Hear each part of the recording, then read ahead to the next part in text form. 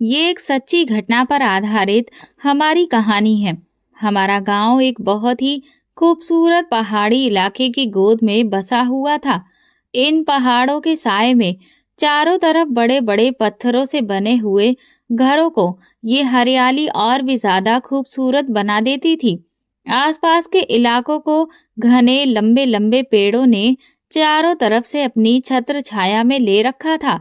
हमारे घरों से थोड़ी ही दूर पर उस पहाड़ी इलाके में एक बहुत खूबसूरत घाटी थी, जिसमें से ताजे पानी का एक झरना बहता हुआ आसपास के इलाके से होकर गुजरता था। ये एक ऐसा ठिकाना था जिसे अगर कोई देख ले तो उसे ऐसा लगे कि शायद स्वर्ग तो जमीन पर ही है। स्वर्ग के लिए कहीं और जाने की कोई जरूरत ही नहीं है। लेकिन कौन जानता था कि एक दिन इस स्वर्ग को किसी की नजर लग जाएगी और ऐसी अचानक से कयामत टूटेगी जिसकी कल्पना कभी किसी ने सपने में भी नहीं की होगी। एक सुबह जब गांव वाले सोकर उठे तो बाहर का नजारा देखकर उनके होश उड़ चुके थे, क्योंकि आधा गांव पहाड़ से टूटकर गिरने वाले भारी भारी पत्थरों के तले दब चुका था। और अब बस कुछ ही घर ऐसे थे जो कुदरत के इस कहर से बच पाए थे, और उनमें से ही एक हमारा घर भी था। इस खूबसूरत घाटी में बसे छोटे से गांव में रहने वाले सभी लोग एक दूसरे के रिश्तेदार थे। इसी वजह से जिंदा बच जाने वाले लोग अब अपने रिश्तेदारों के लिए बहुत बुरी तरह से रो रहे थे और उनके अंतिम संस्कार की तैयारी कर रहे थे। मेरी बुआ का घर भी इसी लैंडस्लाइड की चपेट में आ गया था। वो मेरे फूफा जी के साथ इस मलबे के नीचे मिट्टी की ढेर में कहीं पर गुम हो गई थी। लेकिन खुशकिस्मती से उनका बेटा अमर और उनकी छोटी बेटी सुमन इस हादसे से बच गए थे। शायद सच ही कहा है किसी ने, जाको राखे साइयां मार सके ना कोई। ऊपर वाले ने जिसकी जिंदगी बख्शी है उसे कोई हाथ भी नहीं लगा सकता। इस हादसे से एक दिन पहले ही अमर और उसकी बहन सुमन किसी दूसरे गांव में शादी के समारोह में शामिल होने के लिए गए थे, और इसीलिए वो इस हादसे का शिकार होने से बच गए। जब वो दोनों भाई बहन लौटे तो ना तो उनका घर बाकी बचा था और ना ही माँ बाप। सब कुछ पूरी तरह से मिट्टी में मिल चुका था। सुमन ने जैसे ही ये सब देखा तो उसके तो शरीर से जान ही निकल गई थी। वो इस हादसे से बेहोश हो गई। उसे तुरंत ही पानी वगैरह पिलाया गया और मुंह पर पानी के छींटे मारे गए। तब जाकर उसे कुछ होश आया। पहले तो वो दोनों भाई बहन एक दूसरे के गले लगकर बैठकर बहुत देर तक रोते रहे, और फिर वो दोनों बहुत ही परेशान हालत में हमारे घर आए। मेरी माँ भी उन्हें गले लगाकर खूब रोने लगी। मेरे पिताजी ने माँ को चुप कराया और कहा कि तुम्हें बच्चों को हौसला देना होगा। अगर तुम उनके सामने खुद इस तरह से परेशान हो जाओगी तो फिर उनकी तो हिम्मत और भी ज्यादा टूट जाएगी। मैं खुद भी अपनी बहन और बहनोई के इस तरह चले जाने से सदमे में हूँ, लेकिन फिर भी मैं अपने गम को अपने अंदर दबाए हुए हूँ। मेरे पिताजी ने उन लोगों को तसल्ली दी और अब हम लोगों को आगे क्या करना है इस बारे में सोचना था, क्योंकि अब तो ऐसा लग रहा था कि हमारे सर पर मौत मंडरा रही है। जब ये हादसा एक बार हो सकता है तो न जाने कब इस पहाड़ से किसी भी वक्त दोबारा फिर से पत्थरों की बरसात हो सकती है, क्योंकि पहाड़ी इलाकों में तो ऐसा होता ही रहता है। हालांकि हम यहाँ के निवासी हर वक्त इस तरह के किसी भी हादसे के लिए ज़हनी तौर पर तैयार रहते हैं, लेकिन फिर भी अपनों को खो देने का गम हमारे लिए सहना बहुत मुश्किल पड़ जाता है। मेरे पिताजी ने अपने एक दोस्त मनोज से बात की, जो कि शहर में रहते थे। उन्होंने मेरे पिताजी से कहा कि तुम यहाँ शहर में मेरे पास आ जाओ और नौकरी वगैरह या किसी भी काम की फिक्र भी ना करो, क्योंकि यहाँ पर मेरा अपना एक स्टोर है और जहाँ पर हमें एक बहुत ही काबिल और मेहनती इंसान की जरूरत है। तुम्हारे बच्चों के रहने का इंतजाम भी हो जाएगा और रोजी रोटी के लिए भी तुम लोगों को भटकना नहीं पड़ेगा। इतना सुनना था तो हमें तसल्ली हुई, क्योंकि बस इसके अलावा अब हमें और क्या चाहिए था। हमारे आगे अब यहाँ से जाना मजबूरी थी, क्योंकि हमारे इस खूबसूरत से गांव पर तो अब मौत का साया मंडरा रहा था। उसकी खूबसूरती को दहशत ने ढांप लिया था। मेरी माँ ने भी पिताजी को यही राय दी कि हम लोग शहर चलकर रहते हैं, वहां पर कम से कम रोजगार भी मिलेगा और जान को खतरा भी नहीं होगा। और फिर रहने का इंतजाम भी मनोज भाई साहब कर देंगे।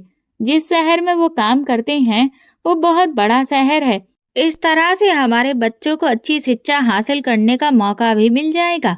मेरी बुआ के बेटे अमर गांव में ही नौकरी करके अपनी जिंदगी जी रहा था, जबकि सुमन तो अभी सिर्फ 14 साल की थी और वो अकेली तो नहीं रह सकती थी। इसीलिए मेरे पिताजी ये चाहते थे कि वो दोनों भी हमारे साथ ही चलकर रहें, मगर अमर ने इस बात से साफ इनकार कर दिया। उसका कहना था कि मुझे अपने गांव में बड़ी मुश्किल से एक अच्छी और सरकारी नौकरी मिली थी। अगर मैं शहर गया तो वहां जाकर मैं नौकरी के लिए परेशान हो जाऊंगा। इसीलिए मुझे अपने गांव में ही रहना है। सुमन भी अपने भाई के बिना हमारे साथ शहर जाने के लिए राजी नहीं हुई थी। उसका कहना था कि मैं वहीं पर रहूंगी जहां मेरा भाई रहेगा। मेरे माता पिता उन दोनों भाई बहनों को उनके हाल पर छोड़कर अपना घर उनके हवाले करके शहर आ गए, क्योंकि उन लोगों का अपना घर तो मिट्टी में मिल चुका था।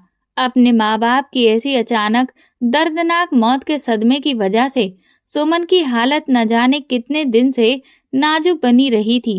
अब तो वो कहीं जाकर थोड़ी बहुत बातचीत करने के काबिल हुई थी, लेकिन फिर भी अब वो बिल्कुल बुझी बुझी सी रहती थी। वापस गांव जाने के बाद तो उसकी हालत अब और भी ज्यादा खराब रहने लगी थी। ये देखकर वहां के रहने वाले लोगों ने अमर को समझाया कि अगर तुम लोग यहाँ पर रहे तो तुम्हारी बहन कभी भी मानसिक तौर पर खुद को संभाल नहीं पाएगी। इसकी वजह शायद ये है कि यहाँ रहते हुए वो हर वक्त अपने माँ बाप को याद करती रहती है। इसीलिए बेहतर यही होगा कि तुम उसको लेकर किसी और जगह पर जाकर बस जाओ। अगर ये यहाँ रहेगी तो पत्थर तले दबे हुए अपने माँ बाप की आत्माओं को हर वक्त आवाज देती रहेगी। जो मंजर उसने देखा है वो उसकी आंखों से ओझल हो जाना चाहिए। अमर ने भी जब अपनी बहन की हर वक्त दुखी शक्ल देखी तो उसने भी सोचा कि शायद यही ठीक रहेगा। इसलिए उसने अपने ऑफिसर से बात की और फिर अपना ट्रांसफर करवा लिया।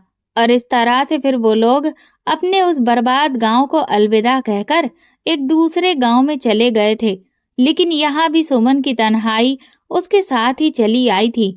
जब वो पहले उस गांव में रहते थे तो वहाँ फिर भी कुछ घर ऐसे थे जिसे उनकी रिश्तेदारियां थीं, जिनके घरों की औरतें हर रोज सुमन के पास आकर बैठ जाती थी और उससे बातें करती थी और उसका दिल बहलाने की कोशिश करती थी। लेकिन यहाँ तो ऐसा कोई भी घर मौजूद नहीं था। अमर भी अपनी ड्यूटी पर चला जाता था। इस वजह से सुमन और भी ज्यादा अकेलापन महसूस करती थी और अपने भाई के पीछे से वो हर वक्त रोती रहती थी। वो तो धीरे धीरे जैसे पागल सी होने लगी थी। अमर अब अपनी बहन की हालत देखकर और भी परेशान हो जाता था, लेकिन अब उसके लिए बार बार अपना ट्रांसफर करवाना भी बहुत मुश्किल था। जिस औरत ने उन लोगों को ये वाला मकान किराए पर दिया था, उसका घर भी बिल्कुल बगल में ही था। उस औरत का नाम संगीता था। वो एक दिन उनके घर पर आई और उनसे पूछने लगी कि यहाँ पर आपको किसी भी तरह की कोई परेशानी तो नहीं है। तब अमर ने उस औरत से बात की और अपनी सारी परेशानी उन्हें बताकर उनसे मदद की गुहार लगाई। जब संगीता ने अमर की सारी बातें सुनी तो उन्हें भी काफी दुख हुआ। उन्होंने रोती हुई सुमन को अपने गले से लगाकर कहा, परेशान मत हुआ करो बेटी, आज से तुम मुझे ही अपनी माँ समझो और मैं भी तो तुम्हें अपनी बेटी ही समझूंगी, बल्कि अब तुम मेरी बेटी ही हो। अब से तुम बिल्कुल भी अकेली नहीं हो, तुम मेरे पास रहोगी। मेरी भी एक ही बेटी है जो कि शादीशुदा है और शादी के बाद अब वो मेरे पास बहुत ही कम आती है, क्योंकि उसकी शादी यहाँ से एक बहुत दूर गांव में हुई है और उसके ससुराल वाले उसे मेरे पास बहुत कम आने देते हैं। मेरा बेटा तो कोई है नहीं और मेरे पति का भी देहांत हो चुका है। मैं भी तुम लोगों की तरह ही अपने घर में बिल्कुल अकेली रहती हूँ और इस अकेलेपन से मैं भी परेशान रहती हूँ। इसलिए आज से मैं तेरा सहारा बनूंगी और मेरी बेटी तो मेरा सहारा बनना। अमर के लिए इस नेक दिल औरत का दिलासा उसकी जिंदगी में एक नई रोशनी बन गया था। संगीता की बातों से उसे बहुत तसल्ली मिल गई थी। संगीता उनके घर में आकर खाना भी खुद ही बना जाती थी। इसलिए अब उन लोगों को खाना बनाने की झंझट से भी छुटकारा मिल गया था। अब अमर अपनी बहन की फिक्र से पूरी तरह से आजाद हो गया था। जब भी उसे किसी काम से शहर जाना होता तो सुमन को वो संगीता मौसी के हवाले कर जाता। संगीता मौसी उसके लिए एक बहुत ही प्यार करने वाली औरत साबित हुई थी। सुमन भी अब पहले की तुलना में थोड़ा सा हंसने बोलने लगी थी। इसकी वजह संगीता ही थी, जो उसके जख्मों पर मरहम का काम कर गई थी। संगीता ने अमर के भरोसे को भी कभी ठेस नहीं पहुंचाई थी और सुमन का उन्होंने बहुत ज्यादा ख्याल रखा था और वो सुमन को हर तरह से खुश रखने और उसे आराम पहुंचाने की कोशिश करती थी। उन्हें तन्हा औरत की जिंदगी में भी सुमन एक ताजा हवा के झोंके की तरह आई थी। उन्हें भी जैसे अपनी बेटी वापस मिल गई थी। अमर अब अपनी बहन पर होने वाले सारे खर्चे को संगीता मौसी को ही दे दिया करता था, ताकि वो भी सुमन को अपने घर पर रखने के कारण उसे बोझ न समझे, क्योंकि संगीता मौसी अमर के पड़ोस में ही रहती थी। इसी वजह से ड्यूटी से वापस आने के बाद वो अपनी बहन को उनके घर से बुला लिया करता था। कई बार रात को भी सुमन संगीता मौसी के पास ही सो जाती थी। ये बहुत बड़ी मुश्किल थी, जो कि अमर के लिए ऊपर वाले के रहमो करम से अब हल हो गई थी। उन्हीं दिनों ऑफिस के काम से बार बार अमर को शहर आना जाना पड़ता था। अब वो पूरी तौर पर संगीता मौसी के ऊपर ही सुमन को लेकर निर्भर हो चुका था और इसीलिए वो फिक्र होकर अपने काम से शहर भी आराम से चला जाता था। अब अगर उसे कुछ दिनों तक शहर में रहना भी पड़ जाता था तो भी उसे सुमन के बारे में सोचकर कोई भी परेशानी नहीं होती थी, क्योंकि अब वो भी काफी खुश रहने लगी थी। सुमन अमर के सामने मौसी की बेहद तारीफें करती और ये जायज भी था, क्योंकि संगीता मौसी ने उसकी देखभाल करने और ख्याल रखने में कोई भी कसर नहीं छोड़ी थी। तकरीबन 1 साल के बाद अमर की दफ्तर में ऐसी ड्यूटी लगी कि उसे 15 दिन शहर वाले ऑफिस और 15 दिन गांव में रहना पड़ता था। उन्हीं दिनों पता चला कि संगीता मौसी का भांजा शहर से उनके पास रहने आया है, जिसका नाम विनय था, क्योंकि अब सुमन ज्यादातर संगीता मौसी के घर पर ही रहती थी। रात को भी वो अक्सर उनके पास ही सो जाती थी। मगर अब विनय के आ जाने से सुमन कुछ घबराहट सी महसूस करने लगी थी। सुमन अब 15 साल की हो चुकी थी और वो लड़का उम्र में उससे तकरीबन 11-12 साल बड़ा था। सुमन की कद काठी और रंग रूप अब खूब निकल आया था। वो बिल्कुल मासूम सी गुलाब के फूल के जैसी थी। वो इंसान उसे अजीब नजरों से देखने लगा था। सुमन अब अजीब मुसीबत में पड़ गई थी। अब उसको विनय के मौसी के घर में रहने से परेशानी महसूस होती थी। वो इंसान की नजरों को बहुत अच्छे से पहचानती थी, जो अक्सर उसे टकटकी बांध कर देखता रहता था, जिस वजह से उसका वजूद थर-थर कांपता था। अक्सर वो तंग आकर अपने घर वापस आ जाती थी, लेकिन यहाँ भी खाली घर में उसका मन नहीं लगता था, क्योंकि अमर तो घर पर होता नहीं था। आखिर यहाँ अकेले रहकर वो करती भी क्या? और जैसे ही शाम ढलने को होती, उसे अपने ही घर से खौफ महसूस होने लगता था और उसे अपने गांव के घर का वो खौफनाक मंजर, वो मलबा और माँ बाप बहुत बुरी तरह से याद आने लगते थे, जो उसके दिलो दिमाग पर एक भयानक असर डालते थे। उसे ऐसा लगता था कि जैसे वो अपने घर में नहीं, बल्कि किसी भूत प्रेत के साए में रह रही हो। संगीता मौसी के घर पर तो आस पड़ोस की बहुत सारी औरतें बैठने के लिए आ जाती थीं और इसीलिए उनके घर में तो एक रौनक सी लगी रहती थी और उन औरतों की बातों से उसका जी भी बहल जाता था। विनय को आए हुए अभी 5 दिन ही गुजरे थे। जब सुमन ज्यादातर वक्त अपने घर पर ही रहने लगी तो संगीता मौसी ने भी महसूस किया कि वो परेशान रहने लगी है। सुमन कभी कभार मौसी के घर चली जाती, मगर जैसे ही विनय घर पर आ जाता तो वो अपने घर वापस चली आती।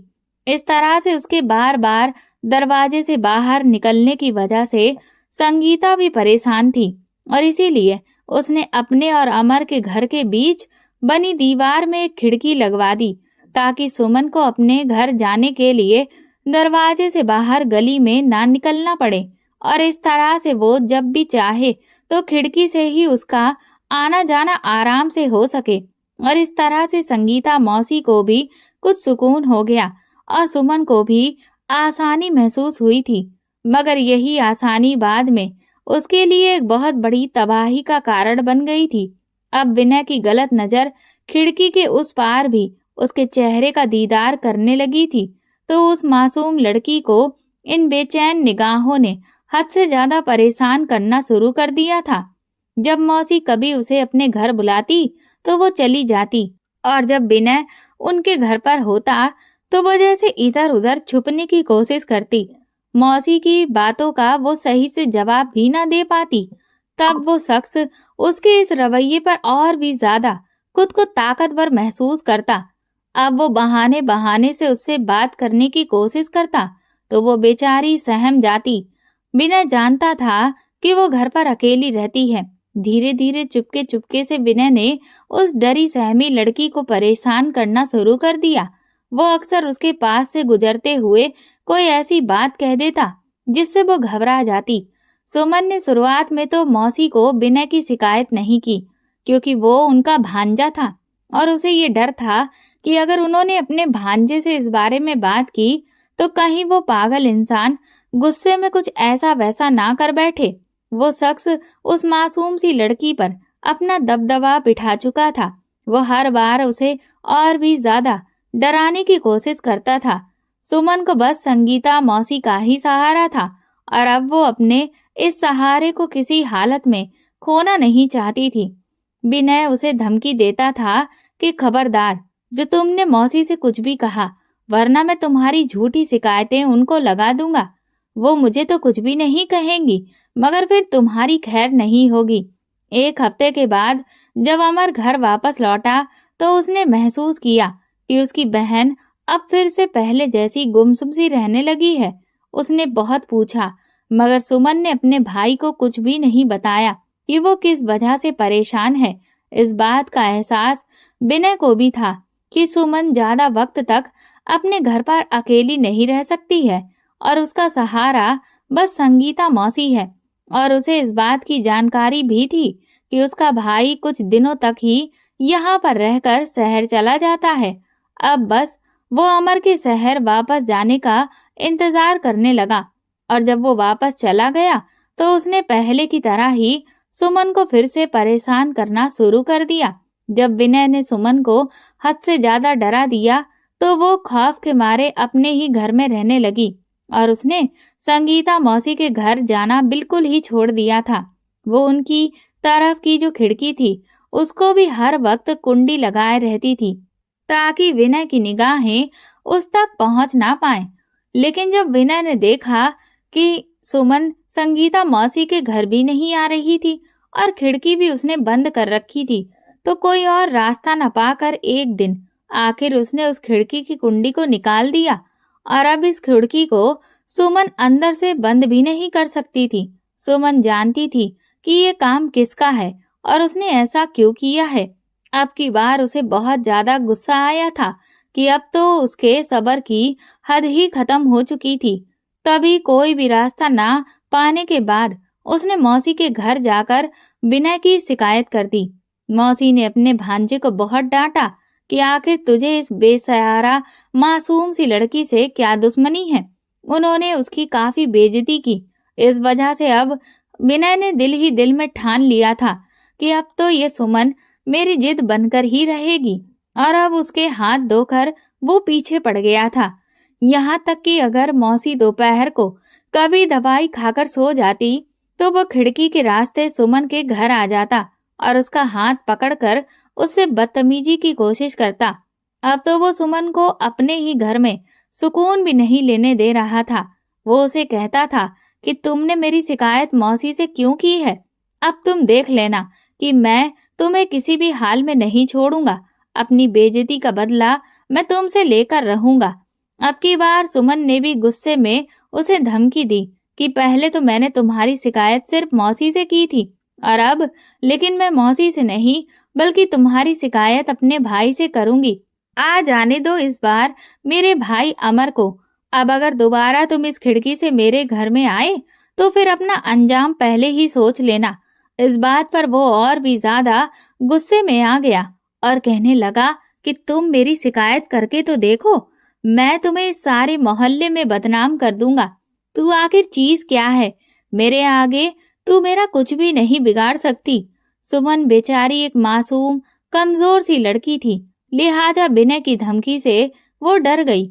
वो बेचारी तो इस अनजान जगह पर बस मौसी के सहारे से रह रही थी।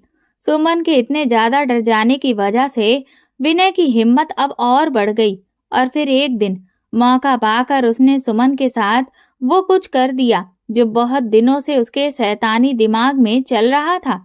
उसने खिड़की से उसके घर जाकर उस बेबस लड़की की जिंदगी खराब कर दी। अब रोज ही वो उसे धमकाने लगा कि मैं सबको बता दूंगा और फिर इस तरह से 15 दिन तक विनय उस बेचारी लड़की को डरा धमका कर उसकी बेबसी का फायदा उठाता रहा। 15 दिन बाद जब उसका भाई अमर वापस आया तो उस वक्त सुमन की दुनिया लुट चुकी थी और उसकी जिंदगी में जहर घुल गया था। अमर के आते ही विनय ने अपना बैग उठाया और मौसी के घर से चला गया। किसी को भी इस बात का एहसास नहीं हुआ कि इस बीच सुमन ने क्या कुछ नहीं सहा था, मगर अमर ने ये जरूर महसूस किया कि उसकी बहन दिन ब दिन कमजोर होती जा रही थी। जब काफी दिनों तक सुमन की ऐसी ही हालत रही तो उसने अपने बड़े ऑफिसर से रिक्वेस्ट की कि उसकी ड्यूटी उसके ही गांव में लगी रहने दी जाए, क्योंकि वो अपनी बहन को दूसरों के सहारे पर नहीं छोड़ सकता। अपने गांव में उनके रिश्तेदार तो थे, लेकिन यहाँ पर तो सब लोग अनजान हैं। उसने उनसे रिक्वेस्ट की, यहाँ पर उसकी गैर मौजूदगी में पीछे उसके अकेली बहन को बहुत नुकसान पहुंच सकता है और इसीलिए अब वो शहर नहीं जाएगा। मगर वो ये नहीं जानता था कि उसकी मासूम सी बहन को नुकसान तो पहुंच चुका था और उस नुकसान को पहुंचाने वाला भी यहाँ से जा चुका था। सुमन की हेल्थ दिन ब दिन गिरती जा रही थी। उसने कई बार अपनी बहन से पूछा भी कि अगर कोई परेशानी वाली बात है जो मुझसे छुपी हुई है तो वो तुम मुझे बता दो। तुम मुझे नहीं बताओगी तो फिर किसे बताओगी? मगर वो अपने भाई से कुछ भी नहीं कह सकी। इस बीच संगीता मौसी ने भी ये महसूस कर लिया कि सुमन की सेहत कुछ ना कुछ गड़बड़ जरूर है। जब वो उसको डॉक्टर के पास ले जाने के बारे में सोचने लगी, उसके अगले ही दिन अचानक सुमन को चक्कर सा आया तो वो चारपाई पर बैठ गई। अमर भी उसके पास ही था।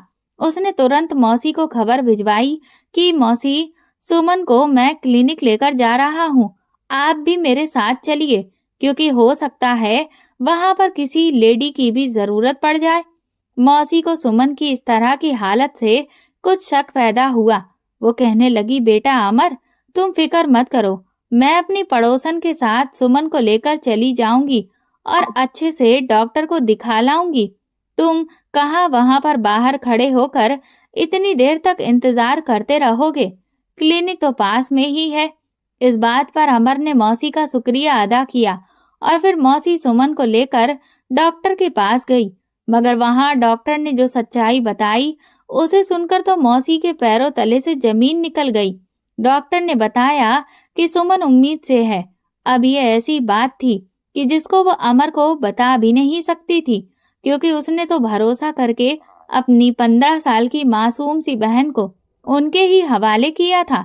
जब मौसी ने सुमन से इस बारे में पूछा तो उसने उन्हें सब कुछ सच सच बता दिया। ये सुनकर तो उन्हें समझ ही नहीं आ रहा था कि वो अमर को क्या मुंह दिखाएगी, कि आखिर उन्होंने कैसी सुरक्षा की है सुमन की। वो तो कभी सोच भी नहीं सकती थी कि उस बच्ची की जिंदगी खराब करने वाला कोई बाहर का नहीं, उनके घर का ही होगा। घर का भेदी ने ही लंका ढाई थी। मौसी ने सुमन को समझाया कि इस बात को वो अपने तक ही रखे, किसी से इस बारे में बात ना करे और अमर को तो इस बारे में बिल्कुल भी पता नहीं चलना चाहिए, वरना वो तो उल्टा तुम्हें ही मार डालेगा। ये सुनकर सुमन और भी ज्यादा डर गई। मौसी उसे कहने लगी कि तुम फिक्र मत करो, मैं तुम्हें कुछ दवाएं दे दूंगी और फिर तुम देखना सब कुछ ठीक हो जाएगा। मौसी ने न जाने उसे कैसी दवा देना शुरू की कि 2-4 दिनों में ही वो और ज्यादा कमजोर होकर बिस्तर से जा लगी और 5वें दिन उसके शरीर में उसकी आत्मा का साथ छोड़ दिया और वो भगवान के घर चली गई। ये 5 दिन उसने मौसी के घर पर ही गुजारे थे। संगीता मौसी के घर पर ही उसका देहांत हो गया था। अमर बेचारा अपनी बहन की हालत से बेखबर बस हाथ मलता रह गया था। मौसी ने उस पर किसी भी बात को जाहिर नहीं किया और ना ही ये बताया कि उनकी ही दी गई दवा की वजह से सुमन का देहांत हुआ है। आखिर वो उन्हें बताती भी कैसे, क्योंकि ऐसे तो वो और उनका भांजा दोनों ही फंस जाते। हम लोगों को जब सुमन के देहांत की खबर मिली तो हमें तो यकीन ही नहीं हुआ था। हम सब भी उसके आखिरी वक्त में पहुंचे थे। संगीता मौसी ने ही अपने हाथों से सुमन को नहला धुला कर कफन पहनाया था और एक दूसरी औरत के सिवा किसी और को सुमन के पास आने भी नहीं दिया था। आस पड़ोस में ये बात फैला दी थी कि सुमन को ठंड लगने से बुखार चढ़ा और 4-5 दिन में ही वो भगवान को प्यारी हो गई। अमर को अपनी बहन की मौत का बेहद सदमा लगा था, मगर वो क्या कर सकता था। बगैर किसी वजह और सबूत के इंसान किसी को सिर्फ शक के बिना पर फांसी पर तो नहीं लटका सकता। बस उसने सब्र कर लिया था। कुछ समय के बाद, बहन के गम में डूबे रहने के बाद, आखिर उसकी जिंदगी धीरे धीरे पटरी पर आ गई। मेरे पिताजी ने अमर को ये राय दी कि अब तुम शादी कर लो ताकि घर गृहस्थी में उलझ जाओ। ऐसे कब तक अकेले जिंदगी गुजारोगे? तुम्हारे खुद के बाल बच्चे होंगे तो तुम्हें भी सुकून मिल जाएगा। जब वो हमारे घर आया तो मेरी माँ उसके पीछे ही पड़ गई कि अमर, अब तुम शादी कर लो।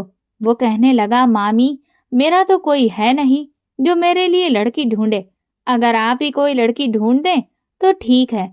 मेरी माँ ने अमर से मेरे बारे में पूछा कि क्या अगर मैं प्रिया का रिश्ता तुम्हें दूं तो क्या तुम मेरी बेटी से शादी करने पर राजी हो? उसने मेरी माँ से कहा कि आप जहाँ चाहें मेरी शादी कर दें, मुझे कोई भी ऐतराज नहीं है। और फिर इस तरह से मेरी शादी अमर से हो गई और मैं उसकी पत्नी बन गई। और फिर हम उसके अपने पुराने गांव में आकर हंसी खुशी रहने लगे। हमारी शादी को 1 साल हुआ था कि एक दिन एक औरत मेरे घर आई और उसने बातों ही बातों में कहा कि क्या तुम जानती हो तुम्हारी ननद सुमन के साथ क्या जुल्म हुआ था? मैंने हैरानगी से कहा कि नहीं आंटी जी, मुझे इस बात का नहीं पता। बस इतना मालूम है कि उसको बुखार हुआ था और ठंड लगने की वजह से उसकी हालत ज्यादा खराब हो गई और वो भगवान को प्यारी हो गई। यहाँ मैं आपको बताऊंगी कि वो औरत संगीता मौसी की ही पड़ोसन थी। वो कहने लगी, अरे बिटिया, ये बात नहीं थी, बात तो कुछ और थी। संगीता ने अकेले सुमन को नहीं नहलाया था, बल्कि मेरी मदद से नहलाया था और उसको कफन भी हम दोनों ने ही पहनाया था। मैं जानती हूँ कि उस मासूम के साथ क्या हुआ था और उसका असली मुजरिम कौन है। मैं हैरत से उन्हें देखते हुए पूछने लगी, कौन है आंटी, मुझे बताइए। तो वो औरत कहने लगी, अगर तुम इस बात का जिक्र किसी से भी ना करो तब मैं तुम्हें बता देती हूँ। मैंने उनसे कहा, जी, मैं किसी से कुछ नहीं कहूंगी। आप मुझे बताइए तो कि उसका असली मुजरिम संगीता का भांजा विनय है जो उसके घर रहने आया था। इस बारे में खुद संगीता को भी पता नहीं चला था कि विनय सुमन के ऊपर जुल्म कर रहा था, लेकिन जब तक उसे पता चला तब तक तो बहुत देर हो चुकी थी। तब अमर के डर की वजह से संगीता ने उस बच्ची का सही जगह पर इलाज कराने की बजाय उसको अपने तौर पर कोई ऐसी दवा खिला दी जिससे उसकी सेहत ठीक होने की बजाय और भी ज्यादा उस मासूम अनाथ लड़की की हालत खराब हो गई और फिर उसकी जान चली गई। अमर अभी भी इस हकीकत से बेखबर है, जबकि वो आवारा बदमाश लड़का विनय पहले की तरह ही खूब ऐश से अपनी जिंदगी काट रहा है। तुम ये बात भूल कर भी अपने पति को मत बताना, वरना वो विनय की जान ले लेगा। पड़ोसी की बातों से मैं तो बहुत ज्यादा डर गई थी। मुझे तो इस बात की खबर ही नहीं हुई कि कब अमर घर में आए थे और उन्होंने उस औरत के मुंह से आखिरी के कुछ शब्द सुन लिए थे। उस औरत ने जैसे ही हमारे पति को देखा तो वो तुरंत ही राम राम करके वहां से चली गई, मगर मेरे पति के चेहरे की रंगत जैसे कुछ अजीब सी हो गई थी। मैं समझ गई कि उनके कानों में कुछ ना कुछ तो भनक जरूर पड़ गई है, लेकिन उन्होंने मुझे इस बारे में कोई भी सवाल नहीं किया। मुझे ऐसा लगा कि शायद उन्होंने कुछ भी नहीं सुन पाया है। लेकिन मुझे नहीं पता था कि उनकी इस खामोशी में एक बहुत बड़ी कयामत छुपी थी। बस वो चुपके-चुपके विनय की खोजबीन करने में लगे रहे और वो कई बार उससे गाँव पर भी गए, जहाँ संगीता मौसी रहती थी, मगर उनका विनय ना मिला और संगीता मौसी से उन्होंने कोई मुलाकात नहीं की, ताकि संगीता मौसी को ये पता ना चले कि वो विनय को तलाश कर रहे हैं। वो ये भी नहीं चाहते थे कि उनकी बदनामी को वो औरत हवा देने का कारण बन जाए। इसीलिए उन्होंने अपने दिल की बात को दिल में ही दबा कर रखा। इस हादसे को 5 साल बीत गए थे। हम 2 बच्चों के माँ-बाप बन चुके थे। हमारी अपनी दुनिया आबाद हो चुकी थी और मैंने समझ लिया था कि अमर ने उस सुनी-सुनाई बात को भुला दिया है। भला सुनी-सुनाई बात के पीछे वो भी जो किसी औरत ने कही हो, कोई भी समझदार मर्द किसी को नुकसान कैसे पहुंचा सकता है। लेकिन बदकिस्मती से एक दिन उनका टकराव एक ऐसे शख्स से हो गया जिसने उनके अंदर सोए हुए जख्म को फिर से हरा कर दिया। उस दिन वो ऑफिस से घर आ रहे थे कि उन्होंने अपने घर के पास 2 आदमियों को आपस में बातें करते सुना। एक शख्स हमारी पड़ोसी से कह रहा था, हाँ, ये उसी अमर का घर है जिसके माँ बाप लैंडस्लाइड के मलबे में दबकर भगवान को प्यारे हो गए थे। तभी एक और शख्स कहने लगा, अच्छा, वो अमर जिसकी बहन उस बदतमीज विनय की वजह से इतनी जल्दी इस दुनिया को छोड़कर चली गई। इस पर वो आदमी बोला, हाँ, ये बात तो मुझे भी मेरी बहन ने ही बताई थी। उसी ने उस बेचारी लड़की को आखिरी बार संगीता के साथ नहलाया धुलाया था। भगवान की मार पड़े उस संगीता को। उसने अब फिर से उस बेगैरत भांजे को अपने घर में रखा हुआ है। मेरा बस चले तो उस कमबख्त इंसान को गोली मार दूं। ये सुनकर अमर का हौसला, जो इतनी बड़ी बात को भुला चुका था, एक बार फिर से उबाल मारने लगा। अमर के कान लाल हो गए। वो घर आया और मुझसे कहने लगा कि मैं एक दिन के लिए संगीता मौसी के गांव जा रहा हूँ। मुझे अपने पुराने ऑफिसर से कोई काम है जो इस गांव में रहता है। अमर की ये बात सुनकर मेरा दिल दहल गया। मैं दिल ही दिल में भगवान से प्रार्थना करने लगी कि सब कुछ ठीक हो। न जाने किस वजह से ये उस मनहूस जगह पर जा रहे हैं। मैंने उनसे कहा कि आप जल्दी ही आ जाइएगा और आप बताइए तो कि वहां आप क्यों जा रहे हैं। क्या सच में आपको यही काम है? आप जब तक लौट कर नहीं आ जाएंगे, मुझे चैन नहीं मिलेगा। शायद वो भी सोच रहे थे कि मैं न जाने ऐसी बातें क्यों कर रही हूँ। वो कहने लगे, तुम फिक्र मत करो, मैं जल्द ही आ जाऊंगा। बस मुझे थोड़ा सा काम है और तुम बच्चों का ख्याल रखना। ये कहकर वो बाहर निकल गए और फिर कभी लौट कर ना आए। वो जब उस गांव में गए और उन्होंने संगीता मौसी के घर पर दस्तक दी, तो इत्तेफाक से विनय ने ही दरवाजा खोला था। उस वक्त वो एक बड़ा सा खंजर अपने साथ लेकर गए थे। बस उन्होंने तुरंत ही उस विनय का काम तमाम कर दिया था। उसके बाद उन्होंने खुद पुलिस स्टेशन जाकर अपनी गिरफ्तारी दे दी कि मैंने उस बेकमबख्त विनय को उसके किए की सजा दे दी है। इसके बाद अमर कानूनी कार्रवाई से नहीं बचे और उनको जेल हो गई और फिर उम्र कैद हो गई। मगर उम्र कैद पूरी होने से पहले ही वो अपनी जिंदगी से आजाद हो गए और मुझे और मेरे बच्चों को एक बहुत बड़ा दुख देकर गए। अब हम जब तक भी जिएंगे, हमेशा इस दुख को सहते रहेंगे। मुझे तो यही लगता था कि वो अपनी बहन का दुख भूल चुके हैं और अपने बाल बच्चों के साथ अब खुशी खुशी रह रहे हैं। मगर बुरा हो इन बिना सोचे समझे बात करने वाले लोगों का, जो ये नहीं जानते कि वो क्या कह रहे हैं और कौन उन्हें सुन रहा है। उनके मुंह से निकले हुए शब्द कई बार किसी की जान भी ले सकते हैं। अमर की मौत के बाद जो भी लोग हमारे घर पर दुख प्रकट करने के लिए आए थे, उनकी भी जुबानें बंद नहीं हो रही थी। वो मेरे बच्चों के सामने वही पुरानी बातें दोहरा रहे थे। कोई सुमन की वो कहानी दोहरा रहा था, तो कोई विनय को किस तरह से मारा गया, इन सब बातों पर चर्चा कर रहा था। शांति पाठ के बाद एक दिन बातों ही बातों में मेरे भाई ने जब मुझे ये सारी बातें बताई, तो मैंने अपने कानों पर हाथ रख लिए। अब मुझे समझ आया कि ये वो तीलियां थीं जो जलती हुई उन कमबख्त लोगों की जुबानों से निकाली गई थीं और इन्हीं तीलियों ने मेरे पति के अंदर सोए हुए इंतकाम को आज दिखाकर उन्हें कातिल बना दिया था।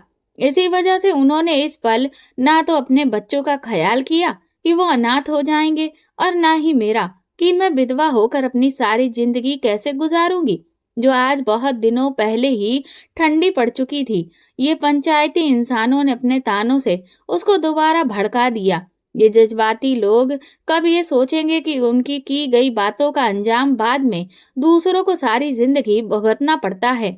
आज भी जब मेरे बच्चे रोते हुए घर आकर मुझे ये कहते हैं कि फलाने बच्चे ने मुझे ये कहा कि तुम्हारा बाप कातिल था, तो मेरा दिल दर्द से फटने लगता है।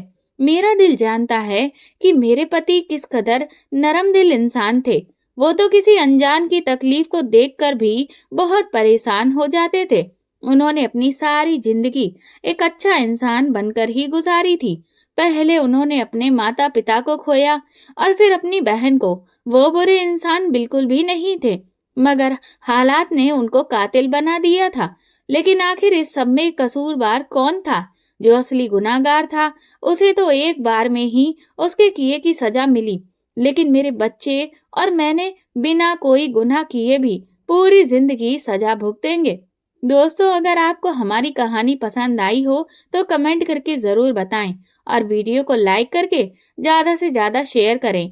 चैनल पर नए हैं तो सब्सक्राइब करें और हाँ, नोटिफिकेशन बेल को जरूर दबाएं ताकि अगली अपडेट सबसे पहले आपको मिले। धन्यवाद। मैं टेरेस पर पहुंची तो चारों तरफ अंधेरा था, इसलिए तुरंत ही वापस जाने लगी। लेकिन जैसे ही पलटी, वो पीछे ही खड़ा था। जब तक मैं कुछ समझ पाती कि उसने मेरी ड्रेस को गले के पास से पकड़कर खींचा और वो पूरी की पूरी उसके हाथ में आ गई। मैं खुद को छुपाने के लिए यहाँ वहां भागी, लेकिन उसने मुझे पकड़ लिया और घूर कर देखते हुए बोला, आज मैं अपनी सारी हसरतें पूरी करूंगा। और फिर उसने छत पर ही दर्द से मेरी चीखें, तभी मेरी आंख खुली और पता चला कि ये सपना था, जो कि असल में ये मेरे जीवन की वो हकीकत थी जिसके बारे में मैं किसी को नहीं बता सकती थी। मुझे बहुत तेज पसीना आने लगा था। दुल्हन के कपड़े पहने मैं सुहाग सेज पर पति का इंतजार करते करते ही मैं सो गई थी।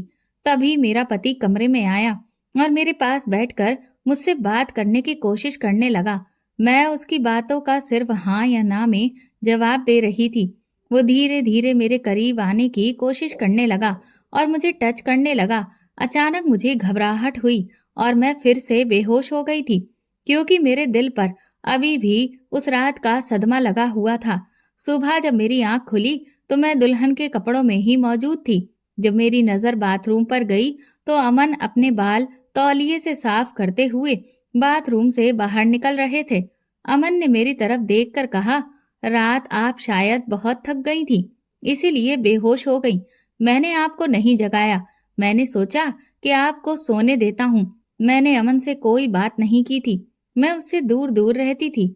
सुबह के टाइम पर जब अमन मेरा हाथ थामने की कोशिश कर रहा था तो मैंने उसका हाथ झटक दिया और मेरे कंगन की नोक किसी तरह से उसके हाथ पर चुभ गई।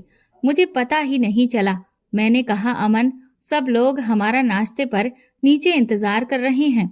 हमें देर हो रही है, हमें नीचे चलना चाहिए। अमन मुस्कुराते हुए मेरे साथ नीचे की तरफ जाने लगा था। मेरे ससुराल में मेरा पति, सास, ससुर और एक नंद थी। ये लोग काफी अमीर थे और उन्होंने मुझे अपने बेटे के लिए सिर्फ मेरी खूबसूरती के बिना पर ही पसंद किया था। हम लोग नाश्ता करने के लिए नाश्ते के टेबल पर जाकर बैठ गए थे, जहां पर फैमिली के सारे लोग मौजूद थे।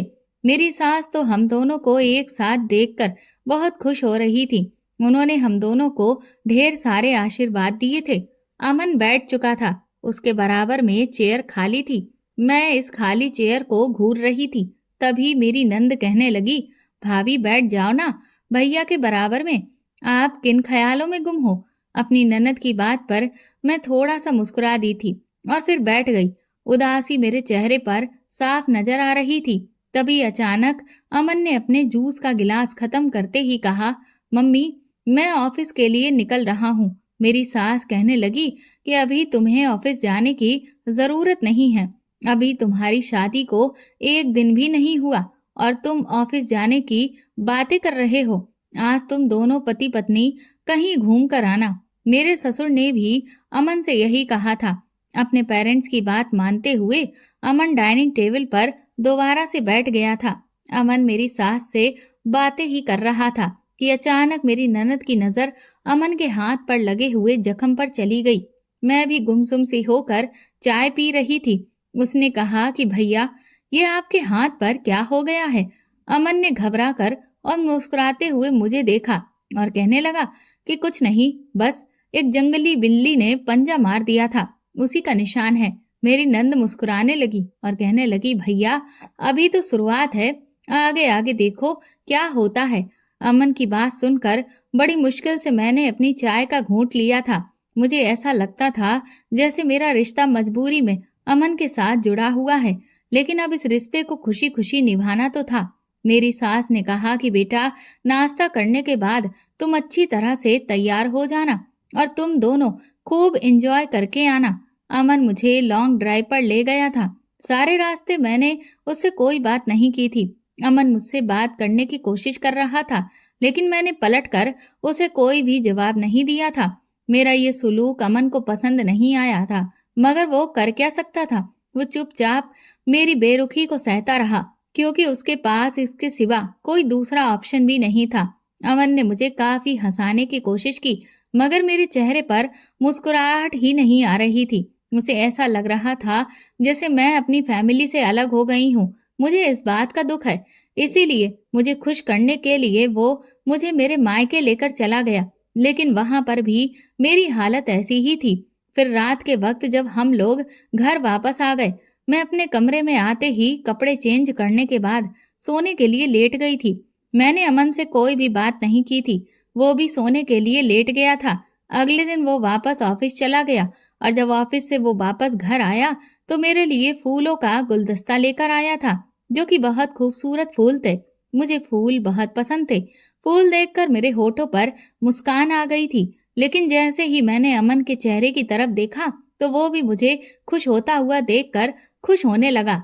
उसने कहा कि अगर मुझे पहले पता होता कि तुम्हें फूल इतने पसंद हैं कि इन फूलों की वजह से तुम्हारे चेहरे पर मुस्कुराहट आ जाएगी, तो मैं यहाँ तुम्हारे कदमों में ढेर सारे फूल लाकर बिखेर देता। लेकिन मैंने अचानक अपनी मुस्कुराहट को दबा लिया था। मैं फूलों को एक तरफ रखकर कमरे से बाहर निकलकर जाने लगी। तभी उसने मेरा हाथ पकड़ लिया और कहने लगा, तुम्हें क्या हो गया है? आखिर तुम मुझसे किस बात की सजा दे रही हो? तुम मेरी फीलिंग्स को इस तरह से इग्नोर नहीं कर सकती हो। मैं फिर भी उसकी बातों को इग्नोर करते हुए कमरे से निकल गई। वो बहुत हंसमुख इंसान था और मेरी बेरुखी उसे परेशान कर रही थी। वो कई दिन तक इसी तरह से मेरी बेरुखी का शिकार होता रहा। वो आखिर जानना चाहता था कि मैं उससे नाराज हूँ या फिर कोई और बात है। हमारी शादी को 1 महीना होने वाला था। अमन ने मुझे हंसाने की हर तरह से कोशिश कर ली थी। आज वो फिर से मेरे लिए ऑफिस से घर आया तो मेरे लिए फूल लेकर आया था और आज फिर फूलों को देखकर मेरे चेहरे पर मुस्कुराहट आ गई थी। उसने कहा, मैं रास्ते से आ रहा था तो मुझे याद आ गया कि मेरी पत्नी को फूल बहुत पसंद है। उम्मीद है तुम्हें ये फूल पसंद आए होंगे। मैंने धीरे से बुके अपने हाथ में थाम लिया। अमन को लगा था कि मैं आज भी उसके इन फूलों को इग्नोर कर दूंगी और अब की बार मैंने उसके चेहरे को देखकर अपने चेहरे की मुस्कुराहट को भी बंद नहीं किया था, क्योंकि आखिर मैं उससे कब तक इतना परेशान कर सकती थी। इसमें उसकी कोई गलती नहीं थी। अमन ने मेरी तरफ देखकर कहा, शुक्र है कि तुमने बुके फेंक कर मेरे मुंह पर नहीं मारा। मुझे तो डर लग रहा था। वो मुझे छेड़ते हुए मुस्कुराने लगा और उसकी इस बात पर मेरी भी हंसी निकल गई थी। मेरे चेहरे पर मुस्कान देखकर अमन कहने लगा, अरे ओ मैडम, आप मुस्कुराती भी हो। अब हम दोनों की नजदीकियां बढ़ने लगी थी। मैंने अमन के अच्छे बिहेवियर की वजह से उसे एक्सेप्ट कर लिया था। हम दोनों की जिंदगी बहुत अच्छी गुजर रही थी। मैंने मान लिया था कि मैं अमन की पत्नी हूँ और मैं उसे पत्नी होने का सारा सुख भी देने लगी थी। मेरी जिंदगी मेरे पति के साथ बहुत अच्छी गुजर रही थी और मैं अब अपने उस काले अतीत को भूलने की कोशिश कर रही थी। लगभग मेरी शादी को अब 4 महीने गुजरने वाले थे। अब हम दोनों पति पत्नी की मोहब्बत एक दूसरे के लिए बहुत ज्यादा बढ़ गई थी। एक दिन मेरी सास ने कहा था कि बेटा, बिजनेसमैन रायजादा जी के यहाँ एक बहुत बड़ी पार्टी है जहाँ पर तुम्हें और अमन को जाना है। इस बारे में अमन को बता देना। मेरी तबीयत ठीक नहीं है, मैं नहीं जा पाऊंगी। मैंने इस बारे में कॉल करके अमन को बता दिया था। उन्होंने कहा था कि तुम रात को रेडी रहना, हम लोग पार्टी में चलेंगे। रात को जब अमन घर पर आए तो मैंने ब्लैक कलर की साड़ी पहने हुई थी। मुझे साड़ी में देखकर वो एक नजर देखते ही रह गए थे। उन्होंने कहा कि तुम बहुत खूबसूरत लग रही हो। धीरे धीरे वो मेरे करीब आ रहे थे और मेरी तारीफ करते जा रहे थे। तभी अचानक मुझे अपने कमरे के बाहर किसी का साया महसूस हुआ था। मैं घबरा गई थी और मैं अमन के पास से हटकर दरवाजे की तरफ गई तो वहां पर कोई भी नहीं था। अमन कहने लगा कि कोई बात नहीं, हम दोनों पति पत्नी हैं और वैसे भी हम दोनों के कमरे के बाहर कोई क्यों आएगा? शायद पायल होगी, वो वैसे भी हमें बहुत छेड़ती है। अमन तो तैयार होकर नीचे चला गया था। उसने कहा कि तुम जल्दी से रेडी होकर आ जाओ। मैं अपने हाथों में चूड़ियां पहनना भूल गई थी। मैं अपने हाथों में चूड़ियां पहनने लगी, तभी अचानक मुझे फिर से दरवाजे पर किसी का साया महसूस हुआ। मैं भागकर जैसे ही दरवाजे पर गई तो मेरे पैरों तले से जमीन निकल गई थी कि वहां पर कोई और नहीं बल्कि वो इंसान ही खड़ा हुआ था और मुझे मुस्कुराकर देख रहा था।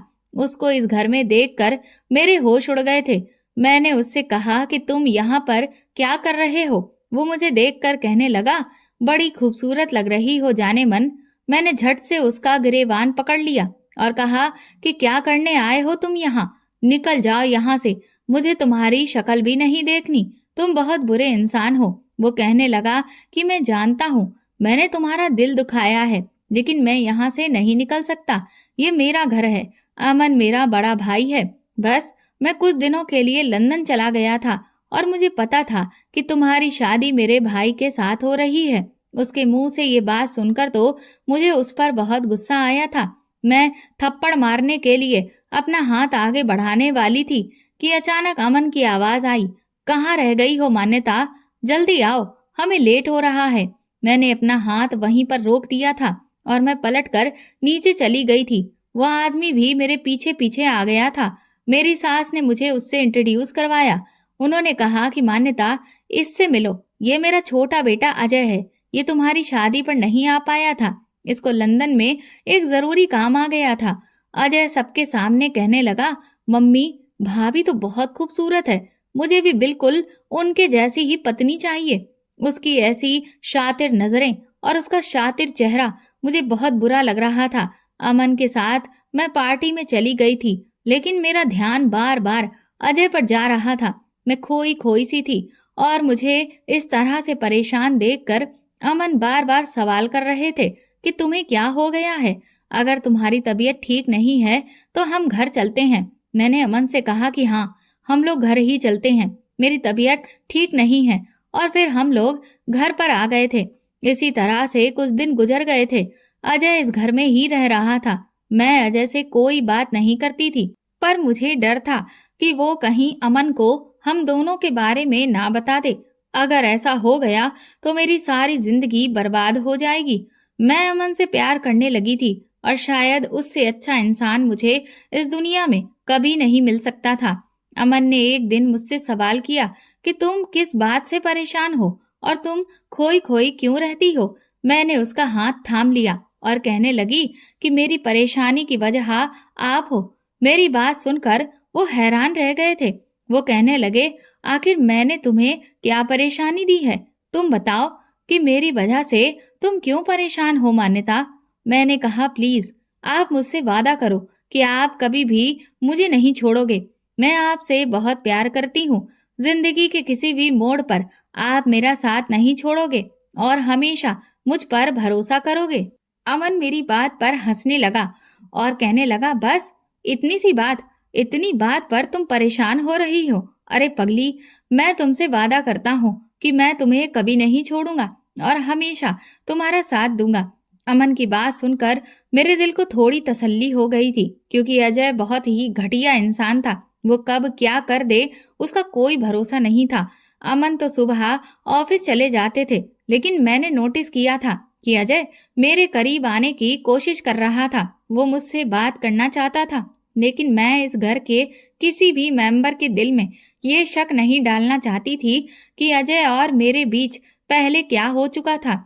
मैं अपने कमरे में आई और अपने अतीत के पन्नों को पलटने लगी। मेरा नाम मान्यता है। मुझे पढ़ाई करने का बहुत शौक था। मैं मिडिल क्लास फैमिली से बिलोंग करती हूँ। मैं अपने पेरेंट्स की सबसे छोटी बेटी थी। मेरे सारे भाई बहन की शादी हो चुकी थी। वैसे तो मेरी भी शादी की उम्र थी, लेकिन मैं पहले पढ़ लिख कर किसी काबिल बनना चाहती थी। मैं पढ़ाई में बहुत अच्छी थी और अपने कॉलेज में हमेशा फर्स्ट आती थी। हमारे कॉलेज में लड़के और लड़कियां दोनों ही पढ़ते थे। एक दिन हमारे कॉलेज में एक लड़का आया। शायद वो बहुत अमीर परिवार से बिलोंग करता था। कॉलेज की सारी लड़कियां उस पर मरती थीं। वो बहुत हैंडसम था, पर मुझे ऐसे लड़कों में कोई इंटरेस्ट नहीं था। सारी लड़कियां उसकी तारीफ करती थीं और सभी उससे दोस्ती करने की चाहत में मरी जा रही थीं। मैं तो सिर्फ अपनी पढ़ाई से ही मतलब रखती थी। मेरे पेरेंट्स को मुझसे बहुत उम्मीदें थीं। उन्होंने मेरे किसी भाई बहन को इतना नहीं पढ़ाया था जितना मैं पढ़ रही थी, और इसी वजह से मेरे पेरेंट्स मुझसे बहुत प्यार करते थे। उन्हें उम्मीद थी कि मैं कभी उनका भरोसा नहीं तोड़ूंगी, और मैं भी यही चाहती थी कि मैं कभी अपने पेरेंट्स का भरोसा खुद से नहीं उठने दूंगी। लेकिन इन दिनों कॉलेज के जो हालात चल रहे थे वो बहुत खराब थे। मेरी जिंदगी बहुत अच्छी गुजर रही थी। दिन इसी तरह से गुजरते चले गए। हमारे कॉलेज में एग्जाम्स हो रहे थे। मैंने एग्जाम के लिए बहुत मेहनत की थी और मैं सारी रात जागती थी। मुझे हमेशा ही अपनी पढ़ाई की टेंशन रहती थी। मैं अपनी पढ़ाई के लिए बहुत सीरियस थी। मेरी मम्मी ने कभी मुझसे घर का कोई काम नहीं करवाया था। मेरे सारे भाई बहन भी मुझसे बहुत प्यार करते थे। मेरे पेरेंट्स को मेरी शादी करने की बहुत जल्दी थी, पर मेरी जिद की वजह से वो लोग रुके हुए थे। एग्जाम्स कंप्लीट हो जाने के बाद मुझे अपना रिजल्ट आने का इंतजार था। फाइनली जब रिजल्ट आया तो मेरी खुशी का ठिकाना ही नहीं था, क्योंकि मैंने पूरे कॉलेज में टॉप किया था। कॉलेज में सब लोगों की जुबान पर सिर्फ मेरा ही नाम था। आखिर मैं टॉप आती भी क्यों नहीं, क्योंकि मैंने दिन रात एक करके मेहनत की थी। मैं अपनी सारी फ्रेंड्स के साथ कॉलेज में सेल्फी ले रही थी कि तभी अचानक वो अमीर लड़का अजय हम लोगों के पास आ गया और उसने आगे बढ़कर मुझे बधाई दी। मेरी सारी फ्रेंड्स इस बात पर बहुत खुश हो रही थी कि वो खुद चलकर मुझे बधाई देने के लिए आया है। उनका कहना था कि मान्यता, अजय तुम्हें कॉन्ग्रेचुलेशन बोल रहा है, इसका मतलब ये है कि तुम बहुत लकी हो। पर मैं ऐसा नहीं मानती थी, क्योंकि वो मेरे लिए कोई सेलिब्रिटी नहीं था। मेरी फ्रेंड्स भी बाकी सारी लड़कियों की तरह बेवकूफ बन रही थीं। अब मैं देख रही थी कि काफी दिनों से अजय मुझसे किसी न किसी बहाने से बात करने की कोशिश करता था और हमेशा मेरी तारीफ करता रहता था। इसी तरह से धीरे धीरे हम दोनों के बीच बातचीत शुरू हो गई थी। वो एक बहुत ही बिगड़ा हुआ लड़का था, पर जब से मेरी उसके साथ बातचीत शुरू हुई थी, उसका नेचर और उसके साथ बातचीत करने के बाद मुझे ऐसा लगता था कि जैसे वो बिगड़ा हुआ नहीं है, बल्कि वो एक अच्छा और शरीफ इंसान है। उसने हमेशा मेरे सामने ये जाहिर किया था कि वो लोगों की बहुत मदद करता है, उनका भला चाहता है। उसके अंदर थोड़ा भी अपनी दौलत को लेकर घमंड नहीं है। वो मुझे अच्छा लगने लगा था, वैसे वाला अच्छा नहीं। मुझे उससे कोई मोहब्बत नहीं थी, बस वो नेचर वाइज बहुत अच्छा था।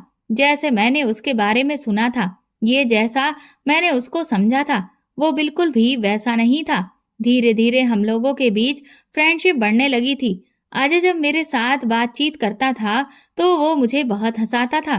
कॉलेज की सारी लड़कियों से ये बात बर्दाश्त नहीं होती थी कि कॉलेज का सबसे हैंडसम लड़का मेरे साथ बातचीत करता है। उसने मुझे अपनी फ्रेंड बनाया हुआ है। वो मेरे कॉन्ट्रैक्ट में है। कॉलेज में हम दोनों की दोस्ती काफी गहरी हो गई थी। एक दिन अजय ने मुझे अपनी बर्थडे पार्टी पर इनवाइट किया था, पर मैं उसकी बर्थडे पार्टी में नहीं जा सकती थी, क्योंकि मुझे मेरे घर से परमिशन नहीं थी किसी के घर भी पार्टी में जाने की, या फिर अगर मैं कहीं जाती भी थी तो सिर्फ अपनी फैमिली के साथ ही जाती थी। जब मैंने अजय को ये बात बताई कि मैं तुम्हारी बर्थडे पार्टी में नहीं आ सकती, तब वो मुझसे नाराज हो गया था। कहने लगा, यार तुम कैसी बातें कर रही हो, तुम मेरी बेस्ट फ्रेंड हो, तुम्हें पता है ना कि तुम सबसे अलग लड़की हो, और तुम्हारी वजह से ही तो मैंने पार्टी अपने घर पर रखी है। मैंने अजय से कहा कि मेरे पेरेंट्स कभी भी मुझे तुम्हारे घर जाने की परमिशन नहीं देंगे और मैं कभी उनकी मर्जी के खिलाफ नहीं जाती हूँ। मेरी बात सुनकर अजय किसी गहरी सोच में खो गया था। फिर वो कहने लगा कि अच्छा चलो ठीक है, तुम्हारे पेरेंट्स मेरे घर जाने की तुम्हें परमिशन नहीं देंगे, तुम मेरे घर नहीं आ पाओगी, लेकिन कॉलेज तो तुम रोज आती हो ना। कल हम लोग कॉलेज में ही मेरा बर्थडे सेलिब्रेट करेंगे। मैं उसकी बात पर राजी हो गई थी, क्योंकि कॉलेज जाने में मुझे कोई प्रॉब्लम नहीं थी। पर मुझे नहीं पता था कि अगला आने वाला दिन मेरे लिए क्या मुसीबत लेकर आने वाला है। मैं कॉलेज गई तो कॉलेज के सारे स्टूडेंट्स अजय के बर्थडे की तैयारी कर रहे थे। अजय ने मुझे मैसेज किया कि मैं तुम्हारा ऊपर वाले फ्लोर पर वेट कर रहा हूँ। मैं उससे मिलने के लिए ऊपर चली गई, लेकिन वहां जाने के बाद मेरे होश उड़ गए थे, क्योंकि ऊपर अजय के अलावा कोई भी नहीं था। मैंने कहा, अजय तुम यहाँ पर क्या कर रहे हो? सारे लोग तो नीचे हैं, चलो नीचे चलकर तुम्हारा बर्थडे सेलिब्रेट करते हैं। अजय ने कहा, किसका बर्थडे और कैसा बर्थडे? मेरा कोई बर्थडे नहीं है, बल्कि मैंने इन सब लोगों से झूठ बोला है कि आज मेरा बर्थडे है। मैं तो तुम्हें यहाँ ऊपर बहाने से बुलाना चाहता था। दरअसल मैंने अपने सारे फ्रेंड से ये बेट लगाई थी कि मैं तुम्हें अकेले में बुलाकर रहूंगा, और फिर तुम्हारे साथ वो होगा जिसके बारे में कभी तुमने सोचा भी नहीं है। मैं बस अपनी बैट जीत चुका हूँ। अजय ने जल्दी से मेरा हाथ पकड़ लिया और फिर वो मेरे साथ जबरदस्ती करने की कोशिश करने लगा। मैं चीखने चिल्लाने लगी।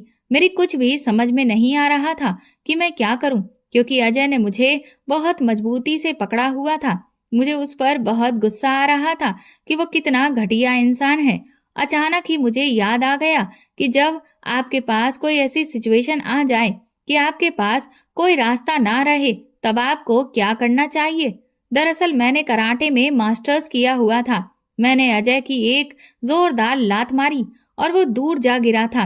मैं भागते हुए नीचे आई और मैंने अपने कॉलेज के एक टीचर को ये सारी बात बता दी। मेरे पीछे पीछे ही अजय भी चला आया था। उसने जब देखा कि नीचे पूरा कॉलेज उसकी इस हरकत पर एक साथ इकट्ठा हो गया है और सारे टीचर्स भी मेरे चीखने चिल्लाने और रोने पर और मेरी शिकायत पर उसके नीचे आने का इंतजार कर रहे हैं, तो वो घबरा गया था और शॉक्ड खड़ा रह गया था, क्योंकि वो मुझे कमजोर समझ रहा था। मैंने पूरे कॉलेज के सामने उसकी इस हरकत पर उसे थप्पड़ मार दिया था। मेरे थप्पड़ पर उसकी आंखों में खून खौल रहा था। सारे कॉलेज के सामने उसकी बेइज्जती हो गई थी, पर मजाल थी कि उसने कुछ कहा हो।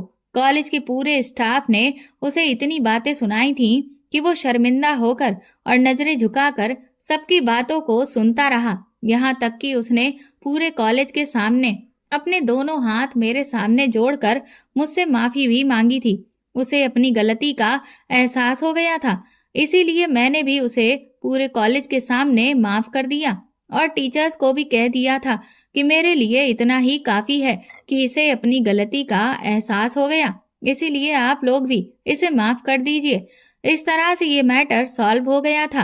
काफी दिनों तक अजय कॉलेज नहीं आया था। अब मुझे उसकी कोई परवाह नहीं थी, क्योंकि वो मेरा कोई दोस्त नहीं था। अगर दोस्त होता तो मेरे साथ ऐसी हरकत बिल्कुल भी नहीं करता। मुझे लगा कि शायद अब वो कॉलेज आएगा ही नहीं, क्योंकि उसकी बहुत बेइज्जती हो चुकी है। पर यह मेरी बहुत बड़ी गलतफहमी थी। वो पूरे एक हफ्ते के बाद कॉलेज आ गया था और अब मैंने देखा था कि वो कॉलेज में ना तो लड़कियों के साथ कोई बातचीत करता था और ना ही लड़कों के साथ। बड़ा वो खामोश सा रहता था, सिर्फ और सिर्फ अपनी पढ़ाई पर ध्यान दिया करता था। वो ऐसा था तो नहीं, बस हमेशा उसे यारी दोस्ती ही रहती थी। मुझे क्या था, मैं तो इसको इग्नोर ही करती थी। लेकिन मेरी फ्रेंड्स ने एक दिन मुझे समझाया कि तुमने कुछ ज्यादा ही उसको पूरे कॉलेज के सामने बेइज्जत करवा दिया। शायद वो इसी बात की वजह से डिप्रेशन में चला गया है। कॉलेज की लड़कियां भी उससे बात करने की कोशिश करती थीं, लेकिन वो सिर्फ उनकी बातों का हाँ या ना में ही जवाब दे दिया करता था। इसी तरह से काफी दिन गुजर गए थे और अजय का बिहेवियर ऐसा ही था। वो बड़ा ही सुलझा हुआ और समझदार और शांत बन गया था। अब की बार एग्जाम में तो उसके नंबर भी बहुत अच्छे आए थे। कॉलेज के टीचर्स भी उससे बहुत खुश थे, बल्कि कुछ लोगों को तो ऐसा लगने लगा था कि मैंने उस पर गलत इल्जाम लगाया था। मैं भी अपनी गलती पर अब शर्मिंदा हो रही थी। पर मुझे खुशी इस बात की थी कि मेरी वजह से वो सुधर तो गया। वो मुझसे भी कोई बातचीत नहीं करता था। एक दिन मैं कॉलेज से अपने घर जाने के लिए बस का वेट कर रही थी। मैंने देखा कि रास्ते में कुछ लोग अजय को तंग कर रहे थे। वो कॉलेज के ही लड़के थे। जब से वो शरीफ हुआ था तो उन लड़कों ने उसका पीछा ले लिया था और उसका खूब मजाक बनाकर रहते थे। अजय सब कुछ बर्दाश्त कर रहा था और सिर्फ उन लोगों से रिक्वेस्ट कर रहा था कि वो उसे जाने दें। मैंने उन लड़कों को डांट लगाई और उन्हें डांट कर भगा दिया। मैंने अजय से कहा, तुम ठीक तो हो ना? अजय ने मेरे सामने हाथ जोड़ लिए और कहने लगा, मान्यता, मुझे माफ कर दो। आज मुझे एहसास हो रहा है कि इसी तरह से मैं भी कॉलेज के स्टूडेंट्स को तंग करता था। आज मुझे पता चल रहा है कि उन लोगों पर क्या बीतती होगी। अजय बहुत शर्मिंदा हो रहा था और कहने लगा कि सबसे बड़ी गलती तो मैंने तुम्हारे साथ की थी। प्लीज तुम मुझे माफ कर देना। उस दिन के बाद से मैं बहुत शर्मिंदा हूँ और हर रोज भगवान से प्रार्थना करता हूँ कि वो मुझे माफ कर दें और यही सोचता हूँ कि पता नहीं तुमने भी मुझे माफ किया है या नहीं। मैंने अजय की आंखों में शर्मिंदगी और उसके शब्दों में रिक्वेस्ट देखी तो उससे कहा कि मैंने तुम्हें माफ कर दिया अजय, और अच्छी बात है कि तुम अच्छाई के रास्ते पर चल निकले हो। अजय मेरी बात सुनकर बहुत खुश हुआ था और वो कॉलेज से घर अपनी बाइक से नहीं बल्कि मेरे साथ पैदल चलता हुआ आया था। हम दोनों खूब बातें कर रहे थे।